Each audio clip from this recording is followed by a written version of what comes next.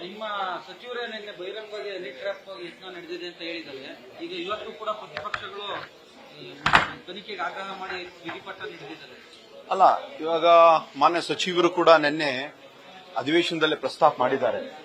ಇದು ಕೇವಲ ನಮ್ಮ ರಾಜ್ಯ ಸರ್ಕಾರ ಮತ್ತೆ ನಮ್ಮ ಪಕ್ಷದಲ್ಲಂತ ಅಲ್ಲ, ಸುಮಾರು 48 ವಿಷಯಗಳ ಬಗ್ಗೆ ಏನು ಹೇಳಿದ್ದಾರೆ ಅವರು, ಕೇಂದ್ರ ಮಟ್ಟದಲ್ಲಿ ಹಾಗೂ ರಾಜ್ಯ ಮಟ್ಟದಲ್ಲಿ ಇರ್ತಕ್ಕಂಥ ಒಂದು ಸೂಕ್ತವಾದ ಒಂದು ತನಿಖೆ ಆಗಬೇಕು. ಈ ತರ ನಡೆಯೋದು ಸರಿ ಇಲ್ಲ ಅಂತ ನಿನ್ನೆ ಕೂಡ ಚರ್ಚೆ ಆಗಿದೆ. ಮಾನ್ಯ ಗೃಹ ಸಚಿವರು ಎಲ್ಲರ ಮುಂದೆ ಹೇಳಿದ್ದಾರೆ, ಸರಿಯಾದ ರೀತಿಯಿಂದ ಒಂದು ತನಿಖೆ ಆಗ್ತದೆ, ಸತ್ಯಾಂಶ ಹೊರಗಡೆ ಬರಬೇಕು ಅಂತ ಅವರು ಕೂಡ ಹೇಳಿದ್ದಾರೆ. ಸೊ ನಮ್ಮ ಸರ್ಕಾರನೂ ಕೂಡ ಬದ್ಧವಾಗಿದೆ. ಯಾಕಂದ್ರೆ ಇದು ಸುಮಾರು ದಿನಗಳಿಂದ ಈ ತರ ನಡೀತಾ ಇದೆ. ಸತ್ಯಾಂಶ ಏನಿದೆ ಅದು ಹೊರಗಡೆ ಬರಬೇಕು. ನಮ್ಮ ಸರ್ಕಾರ ಅದ್ ಮಾಡಕ್ಕೆ ಬದ್ಧರಾಗಿದ್ದೀವಿ ನಾವು. ಇಲ್ಲ ಅವ್ರ ಹೆಸರು ಅವ್ರು ಹೇಳಿಲ್ಲ. ಮುನಿರತ್ನವರು ಬಹಳಷ್ಟು ಒಂದು ಆವೇಶದಿಂದ ನಿನ್ನೆ ಅಧಿವೇಶನದಲ್ಲಿ ಮಾತಾಡಿದ್ದಾರೆ. ಅವ್ರಿಗೆ ಸ್ವಲ್ಪ ಗುರಿ ಮಾಡಿ ಕೆಲವರು ಜನ ಮಾಡಿದ್ದಾರೆ ಅಂತ ಹೇಳಿದ್ದಾರೆ. ಅವರು ಉಪಮುಖ್ಯಮಂತ್ರಿ ಆಗಲಿ ಇನ್ನೊಬ್ಬರ ಹೆಸರು ಯಾರ ಹೆಸರು ಪ್ರಸ್ತಾಪ ಮಾಡಿಲ್ಲ. ಎಲ್ಲಾ ರೀತಿಯಿಂದ ಎಲ್ಲರ ಬಗ್ಗೆ ಒಂದು ತನಿಖೆ ಆಗಿ ಸತ್ಯಾಂಶ ಹೊರಗಡೆ ಬರಲಿ.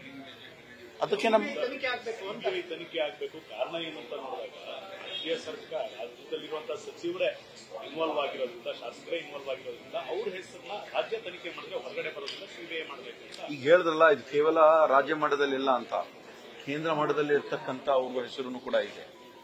ಇದ್ರದ್ದು ತನಿಖೆ ಆಗ್ತದೆ. ನಮ್ಮ ಸರ್ಕಾರ ಇವಾಗ ಮಾನ್ಯ ಗೃಹ ಸಚಿವರು ಹೇಳಿದ್ದಾರೆ, ಸರ್ಕಾರ ಮಟ್ಟದಿಂದ ಆಗ್ತದೆ.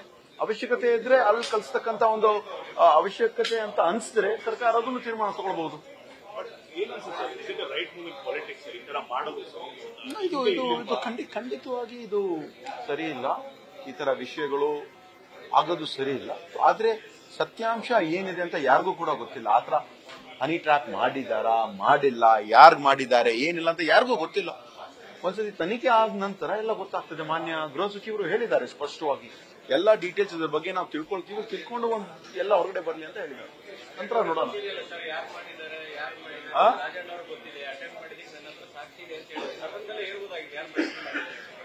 ಅದು ಗೊತ್ತಿಲ್ಲ. ಅದು ಅವ್ರಿಗೆ ಬಿಟ್ಟಿದ್ದು. ಅವರು ಬಹುಶಃ ಅವ್ರಿಗೂ ಗೊತ್ತಿಲ್ಲ ಅಂತ ನಂಗೆ ಅನಿಸ್ತದೆ. ನೋಡೋಣ ಏನಾಗ್ತದೆ ಅಂತ. ಎಲ್ಲ ಇದ್ರಲ್ಲಿ ಹೊರಗಡೆ ಬರ್ತೀನಿ. ಓಕೆ, ಧನ್ಯವಾದ. ನ್ಯೂಸ್ ಫಸ್ಟ್, ನಿರ್ಭೀತಿಯಿಂದ ನಿಮ್ಮ ಪರವಾಗಿ.